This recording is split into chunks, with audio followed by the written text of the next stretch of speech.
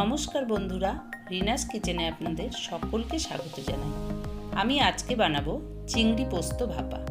রান্নাটি খুব কম সময়ে তৈরি হয়ে যায় এবং রান্নাটি করতে খুব কম উপকরণ লাগে। চলুন তাহলে ভিডিওটি শুরু করা যাক।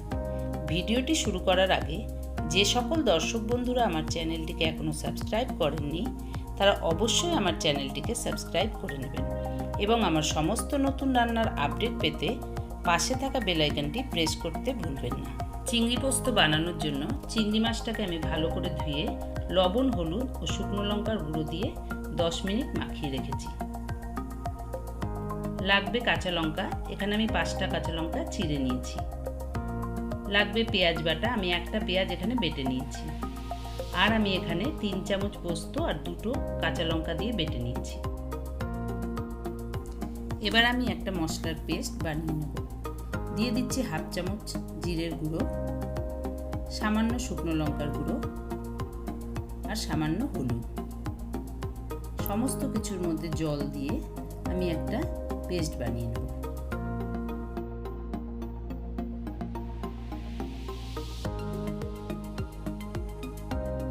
গ্যাস অন করে আমি প্যান বসিয়ে দিয়েছি। দিয়ে দিচ্ছি সরষের তেল। তেল গরম হয়ে গেলে আমি এর মধ্যে মাছ দিয়ে মাছগুলোকে ভেজে নেব। মাছগুলোকে আমি মিডিয়াম ফ্লেমে উল্টে পাল্টে ভেজে নিচ্ছি। তবে চিংড়ি মাছ ভাজার সময় একটা জিনিস খেয়াল রাখবেন, কখনোই কিন্তু চিংড়ি মাছ খুব বেশি ভাজতে হয় না।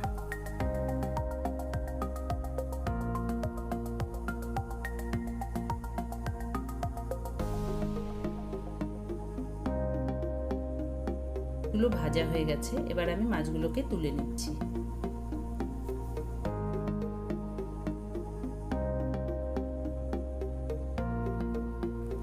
ওই তেলের মধ্যেই আমি আরো 2 চামচ তেল অ্যাড করে দিলাম। দিয়ে দিচ্ছি কালো জিরা ফোড়ন। আমি এবার দিয়ে দিচ্ছি বেটে রাখা পেঁয়াজটা। পেঁয়াজটা দিয়ে আমি লো ফ্লেমে খুব ভালো করে পেঁয়াজটা ভেজে নেব, যতক্ষণ পর্যন্ত পেঁয়াজের কাঁচা গন্ধটা না চলে যাবে।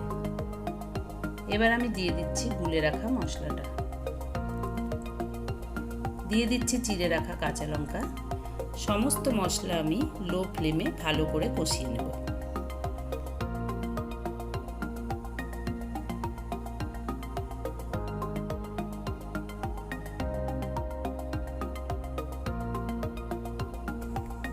মশলাটা আমাদের কষে এসেছে।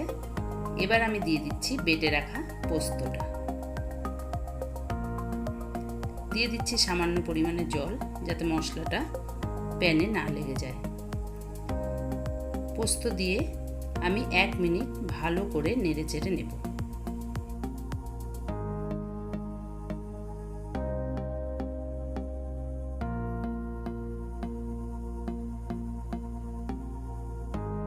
পোস্তটাকে আমি 1 মিনিট নেড়ে চেড়ে নিয়েছি। এবার আমি দিয়ে দিচ্ছি আন্দাজ মতো জল। যেহেতু এই রান্নাটা গ্রেভি গ্রেভি হবে, তাই জন্য খুব বেশি জল আমরা এখানে অ্যাড করব না।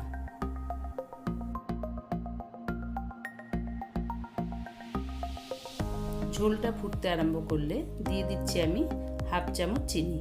চিনিটা আপনারা আপনাদের আন্দাজ মতো দেবেন।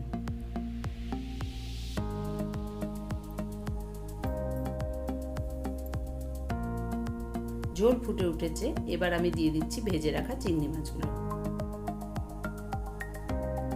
চিংড়ি মাছগুলো দিয়ে নেড়ে চেড়ে নিয়ে ঢাকনা দিয়ে আমি 5 মিনিট ঢেকে রাখছি। 5 মিনিট পর ঢাকনাটা আমি খুলে নিচ্ছি। দিয়ে দিচ্ছি আমি লবণ। লবণটা আপনারা চাইলে আগেও দিতে পারেন।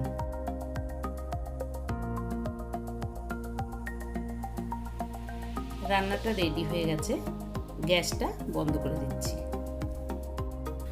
চিংড়ি পোস্ত রেসিপি আমাদের রেডি হয়ে গেছে। এটা ভাত, পোলাও সমস্ত কিছুর সঙ্গেই ভালো লাগে। আপনারা এটা অবশ্যই বাড়িতে ট্রাই করুন এবং আমাকে কমেন্ট বক্সে জানান আপনাদের কেমন লাগলো। যদি আমার এই রেসিপিটি আপনাদের সকলের ভালো লেগে থাকে তাহলে আমার চ্যানেলটিকে লাইক, শেয়ার এবং সাবস্ক্রাইব করুন। নমস্কার।